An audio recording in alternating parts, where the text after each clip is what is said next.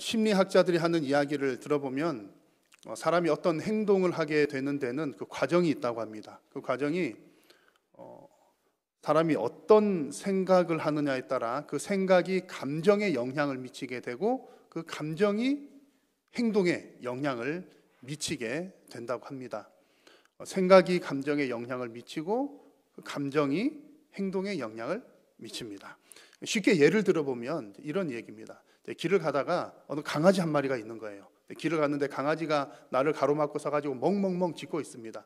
똑같은 상황인데 어떤 생각을 가지고 있느냐에 따라 기분도 달라지고 행동도 달라집니다. 예를 들어 평소에 강아지에 대해서 안 좋게 생각하는 사람이 있다고 가정을 해보십시오. 강아지는 참 귀찮은 존재야. 좀 먹여야 되고 뭐 해야 되고 또 응가하면 똥 치워야 되고 강아지 싫어. 그런 사람이 가다가 그 강아지를 만났습니다. 아니, 바쁜 길인데 나를 가로막고 서서 멍멍멍 하는 거예요. 괜히 기분이 좋아지겠습니까? 나빠지겠습니까? 기분이 나빠지는 거예요. 기분이 나빠지면 어떻게 하죠? 돌멩이가 있으면 돌멩이 들었겠지만 요즘에 큰일 나니까 멀찌감치해서 발길질을 이렇게 합니다. 비켜 이 녀석아. 그런 행동이 나오겠죠. 강아지는 귀찮은 존재다. 나를 가로막아서 기분이 나쁘다. 그리고 발길질을 한다. 생각, 감정, 행동 이렇게 이어지는 겁니다. 반대로 평상시 강아지에 대해서 좋게 생각하는 사람이 있어요. 강아지는 충성스러운 동물이야. 이렇게 생각하는 사람이 똑같은 상황을 마주했습니다. 강아지가 멍멍멍 짖고 있길래 갑자기 걱정스러운 마음이 드는 거예요. 아니, 강아지가 저렇게 충성스러운 애가 저렇게 멍멍멍 하는 거는 뭔가 이유가 있을 거야. 무슨 문제가 생긴 건 아닐까? 걱정스러운 마음이 듭니다. 그래서 강아지에게 다가가서 강아지가 왜 그러니 그랬더니 강아지들이 똑똑하잖아요. 그 사람을 이끌고 이렇게 나를 데리고 가는데 가봤더니 강아지 주인이 저기 쓰러져 있는 거예요. 그래서 119 전화해가지고 이제 사람을 이제 살려내는 거죠. 그런 경우도 종종 있습니다. 그래서 강아지는 충성스러운 동물이라는 생각이 그 강아지 만났을 때에 걱정스러운 감정을 일으켰고 도와주는 행동으로 이어지게 되는 거죠. 그래서 심리학에서 하는 얘기들은 어떤 생각을 갖느냐가 무척 중요하다는 얘기를 합니다. 그리고 인지치료라고 하는 것도 어떤 행동을 수정하기 위해서는 생각을 먼저 바꾸는 게 좋다. 그런 얘기들을 해요. 아주 일리 있는 얘기고 또 우리에게도 참 도움이 되는 얘기 같습니다. 성경 얘기는 아니에요. 그냥 심리학의 얘기지만 어떤 하나님께서 주신 일반 은총이기 때문에 우리가 지혜롭게 잘 활용할 필요가 있겠습니다. 자, 그런데 사실은 더 중요한 숙제가 남아 있습니다. 그러면 생각을 잘 가지면 좋은 행동을 하게 되는 것은 알겠는데 어떤 생각이 좋은 생각인지에 대한 것들은 또 여러 방향들이 있는 겁니다. 우리 성도들은 어떤 생각이 좋은 생각인지를 매우 명확하게 아는 사람들입니다. 그래서 우리 성도들은 이 부분에 대해서 크게 고민할 필요가 없어요. 왜냐하면 우리 성도들의 생각의 기준은 하나님의 말씀, 곧 성경이기 때문입니다. 아멘이십니까? 그래서 우리 성도들은요, 생각을 바르게 좋은 생각을 가져야 좋은 행동, 좋은 감정도 생겨나게 되고 또 좋은 행동으로까지 이어지게 되는데 우리 성도들의 좋은 생각은 성경으로부터 나옵니다. 자, 오늘은 가정에 대한 말씀을 나눌 텐데요. 아마 예수님 믿는 사람이든 믿지 않는 사람이든 우리 가정이 행복해지기를 바라지 않는 사람은 없을 거예요. 가정이 행복해지기를 바라고 좋은 분위기 되기를 바라는데 가정이 행복해지고 좋은 분위기가 되려면 좋은 생각을 가져야 되잖아요. 가정에 대한 바른 생각을 가져야 되는데 어떤 생각이 가정에 대한 바른 생각일까? 오늘 우리는 그 부분을 성경에서 한번 찾아보고자 합니다. 가정에 대한 좋은 어떤 의미들이나 내용들도 일반적인 학문들에서도 되게 많아요. 상담하시는 분들, 심리학 하시는 분들 좋은 조언들이 있지만 우리가 성도가 가장 먼저 기준을 잡아야 할 것은 하나님의 말씀 성경입니다. 왜냐하면 우리 가정을 처음 만드신 분이 하나님이시고 가정의 원리가 성경에 들어있기 때문입니다. 그래서 여러분, 우리 성도의 가정은 세상의 방식대로가 아니라 성경의 방식대로 세워져야 할 줄로 믿습니다. 그래서 오늘 말씀을 들으시면서 가정에 대한 성경적인 생각을 확고하게 가지시면 좋겠습니다. 이미 성경을 많이 읽으셔서 잘 아시는 분들은 다시 한번 생각을 정리하시는 시간이 되시면 좋겠고요. 아마 처음 듣는 분들도 꽤 많이 계실 겁니다. 그런 분들께서는 가정에 대한, 특히 오늘은 부부에 대한 것, 또 자녀 부모에 대한 부분들을 시간이 많지 않으니까 짧게 살펴볼 텐데 성경에서 이렇게 이야기하는구나 라고 여러분 확실하게 정리한 시간이 되시면 좋겠습니다. 그래서 여러분들의 가정이 정말 성경적인 가정으로 성숙하고 복된 가정이 되시기를 축복합니다. 자, 먼저 부부에 대해서 성경이 어떻게 얘기를 하느냐 한번 살펴보겠습니다. 요즘에는 부부에 대한 생각들이 많이들 달라지고 있습니다. 무슨 얘기냐면 과거에는 우리 어르신들 옛날에 과거에는 나이가 들면 뭐 하죠? 시집장가 가는 거잖아요. 그래서 나이가 들면 시집장가 가는 게 당연하다고 생각을 했는데 요즘에는 많이 바뀌었습니다. 꼭 나이 들었다고 결혼해야 되나? 100세 이상 사는데 그렇게 빨리 결혼할 필요가 있나? 그런 생각들이 꽤 많고요. 혼자서도 잘 사는 사람도 많습니다. 그리고 결혼한 후에도 결혼 관계를 깨는 문제들이 과거에는 좀 복잡하고 어려웠죠. 내가 신경질 나고 살기 싫어도 누구 가족 생각하고 또 동네 사람들 의식을 해서 그냥 부부관계 깨는 것도 쉽지가 않았습니다. 그런데 요즘에는 서양 문물이 들어와서 그런지 어쩐지 모르겠지만 과거에 비해서 훨씬 쉬워졌고 가볍게 결정을 하는 경향들이 꽤 있습니다. 자, 물론 여러분 성경에도 보면 복음을 위해서 결혼을 하지 않는 이야기들도 나오고요. 또 합법적인 이혼에 관한 얘기들도 있습니다. 오늘 나눌 얘기는 결혼을 하냐 마냐 이혼에 관한 그런 얘기는 아니고 부부가 어떤 성경적인 의미를 갖고 있는지 아주 근본적인 얘기들을 짧게 드리려고 하는 겁니다. 여러분 기억하실 것은 성경이 말하는 바 부부 관계는 그리스도와 교회와의 관계와 같다. 이것을 아주 여러분 확실하게 새겨 두셔야 합니다. 부부 관계는 예수님과 교회와의 관계와 같다. 이 얘기는 성경 아니면 우리가 찾아볼 때가 없습니다. 세상의 어느 곳에서도 이런 얘기는 가르쳐주지 않죠. 오직 성경이 이 얘기를 합니다. 자, 오늘 읽은 말씀에 부부에 관한 얘기들이 쭉 나왔는데 그 가운데 31절을 먼저 보시면 같이 한번 읽어볼까요? 그러므로 사람이 부모를 떠나 그의 아내와 합하여 그 둘이 한 육체가 될지니. 아멘. 이 말씀도 어떻게 보면 우리에게 익숙합니다. 성인이 되면 당연히 출가해야지, 부모 떠나야지, 경제적으로 또 정서적으로 독립을 하는 게 옳지, 그것은 다 아는 얘기고 익숙한 얘기예요. 자, 그런데 오늘 성경에서는 부모를 떠나 독립하라 그 얘기를 하는 것이 아니라, 그것도 물론 포함되어 있습니다만 부모를 떠나 한 육체가 되라 이 말씀을 하는 겁니다. 부모를 떠나 한 육체가 되라. 부모를 떠나는 이유가 뭐냐? 한 육체를 이루기 위함이다 그 얘기입니다. 여러분, 한 육체가 된다는 게 무슨 뜻인가요? 몇 가지 의미들이 있습니다만 다른 거 다 알만한 것들은 제쳐두고 오늘 문맥상 가장 중요한 내용이 바로 이것입니다.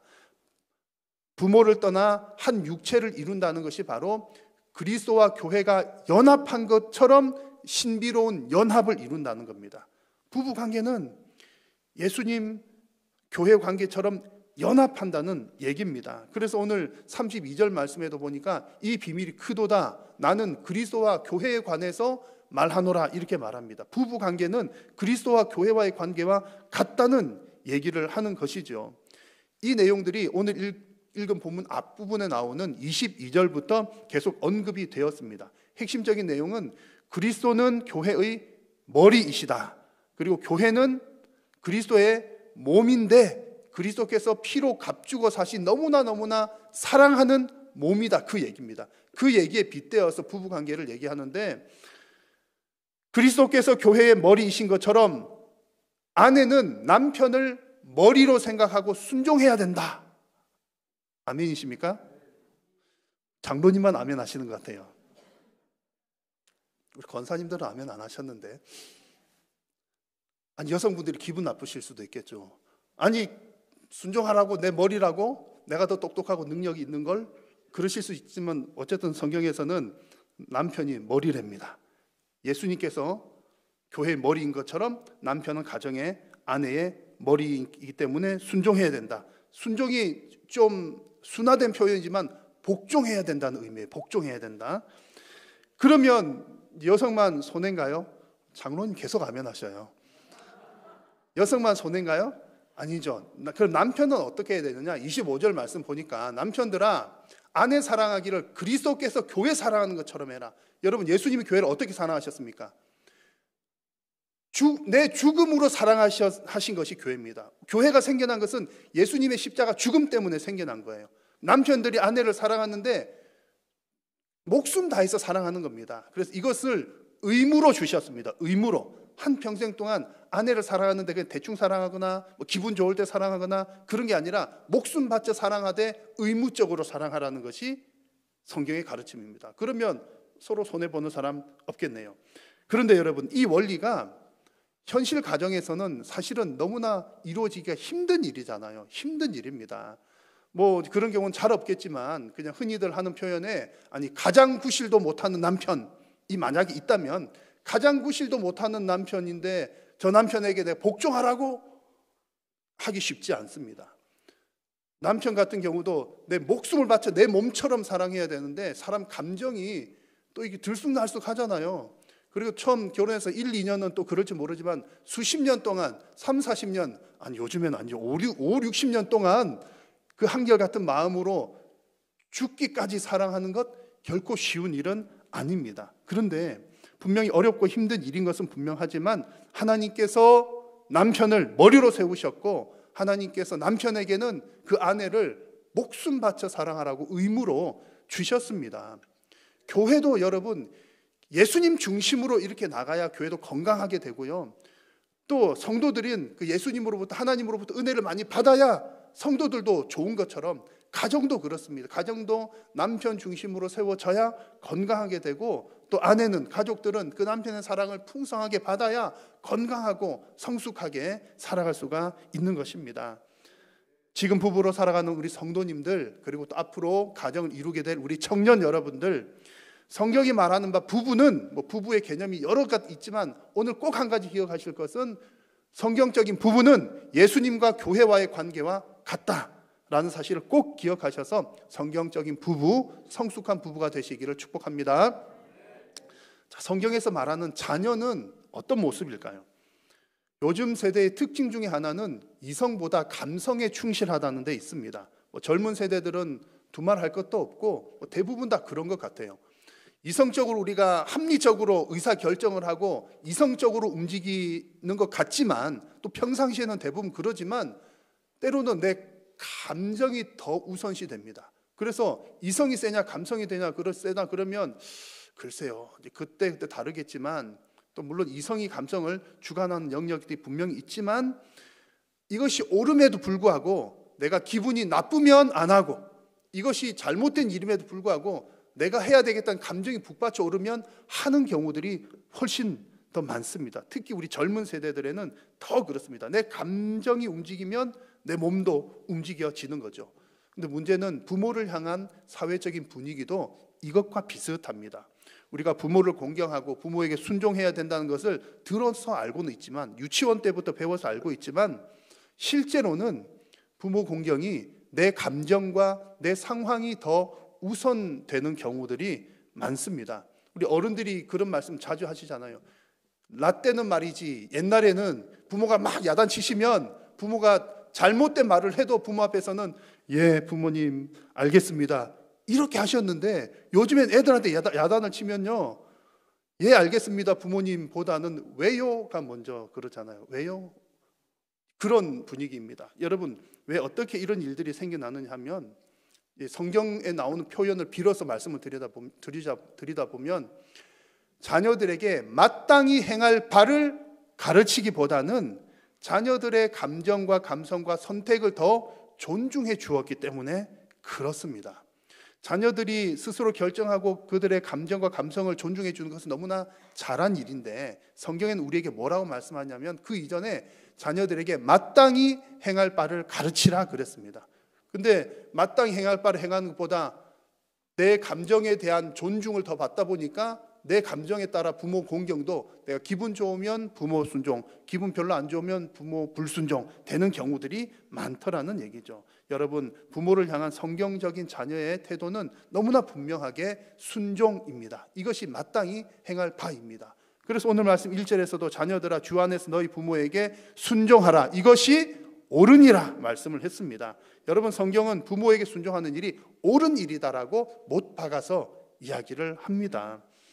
이 순종이 옳은 이유가 무엇인지 오늘 이 말씀 가운데 주 안에서라고 하는 단어를 살펴보면 그 뜻을 알 수가 있습니다. 이 주 안에서 순종하라라고 했을 때 주 안에서라고 하는 말이 몇 가지 뜻이 있어요. 그 중에 첫 번째는 주님의 명령이기 때문이다라는 겁니다. 우리가 부모에게 순종해야 되는 것은 그 첫 번째 이유가 하나님의 명령이기 때문에 부모에게 순종해야 된다는 거죠. 모든 기준은 하나님의 말씀입니다. 우리들끼리 사람들끼리 어떤 명령, 너 이렇게 해. 그러면 기분 나쁠 수 있지만 창조주 하나님께서 우리들에게 부모에게 순종해라고 하셨기 때문에 다른 이유가 없는 거예요. 그래서 하나님께서 우리 사람들에게 주신 계명들 중에 함축적으로 가장 잘 정리해 놓은 것이 10계명이지 않습니까? 10계명 가운데 제5계명이 부모 순종에 관한 계명입니다. 사람들 사이에서 지켜야 될 계명들 가운데 제일 첫 번째가 부모 순종입니다. 그만큼 중요하다는 얘기죠. 그래서 여러분 부모님에게 순종해야 됩니다라고 할 때 왜요? 그러면 첫 번째 대답은요, 하나님의 명령이기 때문입니다. 그리고 두 번째로 주 안에서라고 하는 말의 뜻은 하나님의 대리자이기 때문에라는 뜻입니다. 우리 부모에게 순종해야 될 이유는 부모님은 하나님의 대리자이기 때문입니다. 하나님께서는 사람을 통해서 일하십니다. 우리는 분명히 하나님께서 우리를 창조하신 것 여러분 믿으시죠? 여러분은 하나님의 피조물이십니다. 믿으십니까? 근데 아담과 하와는 옛날에 하나님께서 그냥 이렇게 흙으로 만드시고 생기를 불어 넣으시고 만든 건 알겠는데 하나님께서 언제 나를 만드셨습니까?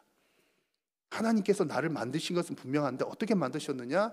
부모님을 통해서 만드신 겁니다. 부모님을 통해서 나를 만드셨고 부모님을 통해서 나를 길러 주셨습니다. 그런 면에서 볼 때에 나의 부모님은 단순히 그냥 나를 낳았으니까 책임지는 사람 혹은 내 뒷바라지는 해주는 사람의 차원이 아니라 하나님께서 나를 이 땅에 보내셨는데 우리 부모를 통해서 보내셨고 하나님께서 부모를 통해서 나를 이렇게 성장하게 만드셨다는 얘기입니다. 그러니 부모님은 하나님의 대리자인 것입니다. 그러므로 여러분 우리가 부모님에게 순종하는 것은 부모님을 보내신 하나님께 순종하는 것과 같습니다. 그리고 우리는 부모님에게 순종함으로 하나님께 순종하는 것을 배우는 거예요. 눈에 보이는 부모님에게 순종하지 않으면서 하나님 사랑합니다. 그것은 거짓말이라는 얘기고요.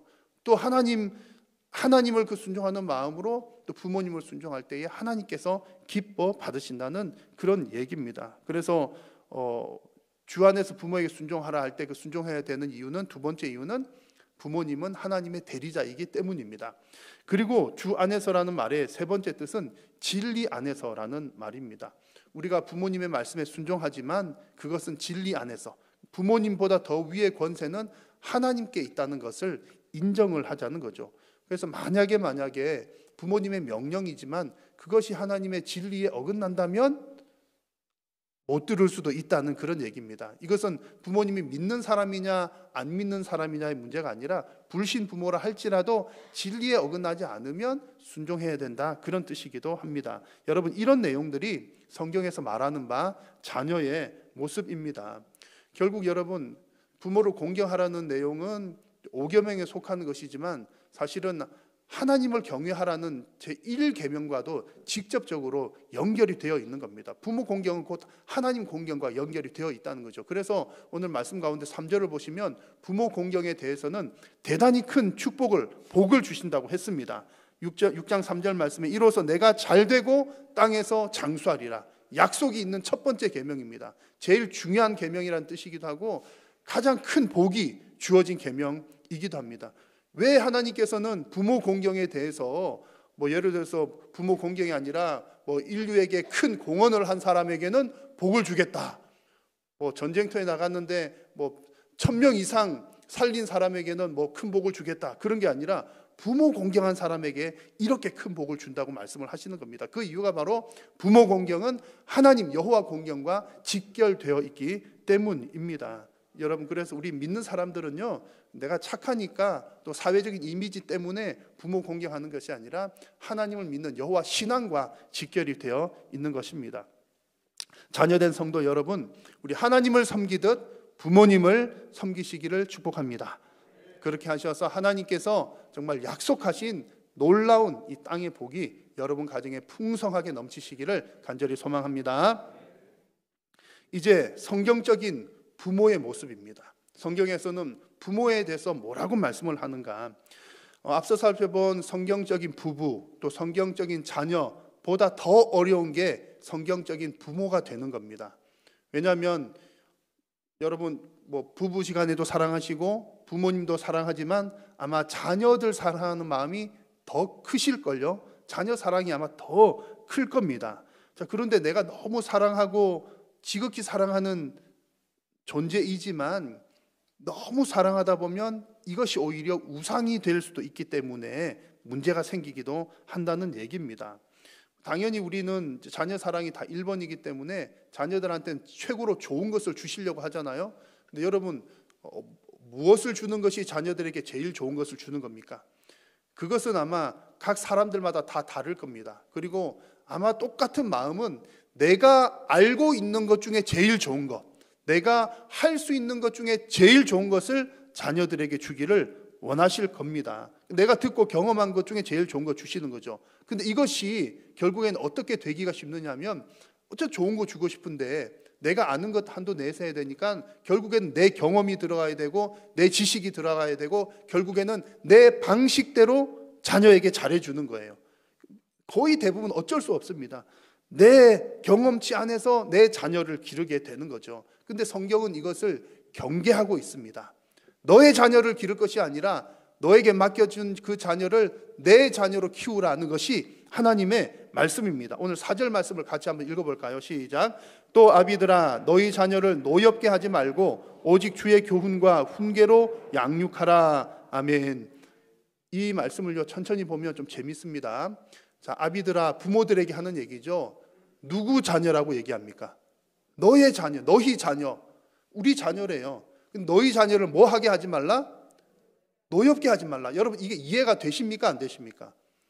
내 자녀는 내가 너무나 끔찍히 사랑하고 아끼는 자녀인데 내가 왜 내 자녀를 노엽게 합니까? 여러분 자녀를 노엽게 하기가 즐거운 분이 계십니까? 아무도 없으실걸요. 성경은 자녀를 노엽게 하지 말래요. 그리고 실제로 각 가정마다 돌아보면 자녀를 노엽게 하는 일들이 너무나 많이 일어납니다. 일부러 그런 것은 아니지만 그런 일들이 일어나요. 이것을 그냥 현실적인 용어로 그냥 표현을 하자면 부모 욕심 때문에 자녀 망치는 일들이 많이 일어나더라, 그런 얘기입니다. 내가 당연히 자녀를 사랑해서 하는 행동이지만 내 방식대로, 내 뜻대로, 내 욕심대로 하려고 하다 보니까 자녀랑 안 맞는 경우가 생기면 자녀를 노엽게 만드는 경우가 되는 것이죠. 그래서 성경은 말씀하시기를 너에게 맡겨준 자녀이지만 너의 자녀로 너의 방식대로 키울 것이 아니라 오직 주의 교훈과 훈계로 양육하라, 이렇게 말씀을 하고 있는 것입니다. 여러분 주의 교훈과 훈계로 양육하면 결국 그 자녀가 누구 자녀가 된다는 얘기입니까? 하나님의 자녀가 된다는 겁니다. 나에게 맡겨준 자녀이지만 내 자식으로 키우는 것이 아니라 하나님 자식으로 키우는 것이 성경적인 부모의 모습입니다. 물론 이 일이 얼마나 어려운지 모릅니다. 우리에게 대단히 큰 숙제입니다. 우리 자녀를 키우시는 분들이 이제 한결같이 하는 얘기들이 그런 얘기들을 하셔요. 애 이제 낳아가지고 처음 아기 때는 잘 모르잖아요. 예쁘고 그냥 좋고 또 학교 들어가기 전에 기역, 니은, 가나다 1 더하기 1 가르칠 때는 그냥 재밌고 즐겁기만 했는데 초등학교를 들어갔습니다. 1학년, 2학년, 3학년, 4학년 학년이 올라가다 보니까는 산수가 점점 어려워져요. 애가 학교에서 숙제를 받아오면 그 숙제가 엄마 숙제가 되는 겁니다. 그리고 실제로 이제 점점 어려워지니까 애한테 좀 가르치려고 하면 하다 최선을 다해서 노력하는 게 나도 공부해갖고 내가 배워서 애를 가르쳐 주는 거예요. 그것도 한계가 있죠. 결국 안 되면 이제 어디다 맡겨야 되는 거죠. 여러분 자녀를 키울 때 자녀를 잘 키우려면 나도 모르니까 배워서 가르치는 경우들이 많은데 성경에서도 비슷한 말씀을 주셨습니다. 참 좋은 거예요. 신명기 말씀 보니까 오늘 내가 너에게 명하는 이 말씀을 너는 마음에 새기고, 여기서 너는 부모에게 하는 얘기입니다. 너가 먼저 마음에 새기고 너의 자녀에게 부지런히 가르치며 라고 말씀을 했습니다. 여러분 이게 우리가 자녀에게 주의 교훈과 훈계로 양육한다는 것이 쉬운 일이 아니에요. 내가 먼저 배워야 되기 때문에 어려운 일입니다. 그럼에도 불구하고 이렇게 양육을 하게 되면 결국에는 나도 성장하고 자녀도 성장하게 되는 것이죠. 하나님은 우리 모두가 다 성숙한 하나님의 자녀로 또 가정으로 자라기를 원하고 계십니다. 부모된 성도 여러분, 부모의 한결같은 마음은 자녀들 잘 되는 것입니다. 잘 되는 비결을 정확하게 알아야 되겠죠. 여러분, 우리 자녀들이 잘 되는 최고의 비결은 자녀들에게 믿음을 전수해 주는 일인 줄로 믿습니다. 그 믿음이 잘 자라려면 내가 먼저 믿음이 바로 서야 되고요. 내 믿음 없는데 자녀들에게 너 믿음 좋아야지, 쉬운 일이 아닙니다. 그래서 자녀들이 말씀 잘 배울 수 있도록 부모들이 도와야 합니다. 그렇게 해서 내 자식 키우는 마음이 아니라 하나님 자녀 키우는 마음으로 내 자녀를 양육하면 정말 최고로 하나님께서도 기뻐하시고 또 그의 인격적으로나 사회적으로나 귀하고 훌륭한 자녀로 자라게 될 줄로 믿습니다. 여러분, 오늘 어버이 주일과 가정의 달을 기억하면서 성숙한 가정에 대한 말씀을 전해드렸습니다. 성숙한 부부의 원리는 남편은 아내의 머리이다. 아내는 순종해야 된다. 아내는 남편의 사랑에, 내 몸같이 사랑해야 될 의무로 주어진 존재이다 라는 사실이고요. 성숙한 자녀의 원리는 부모님을 하나님의 대리자로 알고 섬겨야 된다. 또 자녀들은 하나님의 내 자녀가 아니라 하나님의 자녀이다 라고 하는 것이 오늘 성경의 원리였습니다. 여러분의 가정이 하나님의 말씀대로 세워지는 성숙한 가정이 되시기를 주님의 이름으로 축복합니다. 기도하겠습니다. 살아계신 하나님, 오늘도 우리의 예배를 받으시고 또 특별히 가정의 달에 우리 가정에 대한 하나님의 뜻을 말씀하여 주시니 감사합니다. 사랑하는 성도님들의 모든 가정이 성경적인 가정으로 은혜와 평강이 풍성하게 넘치는 가정들이 되게 하여 주옵소서. 예수님의 이름으로 기도드립니다. 아멘.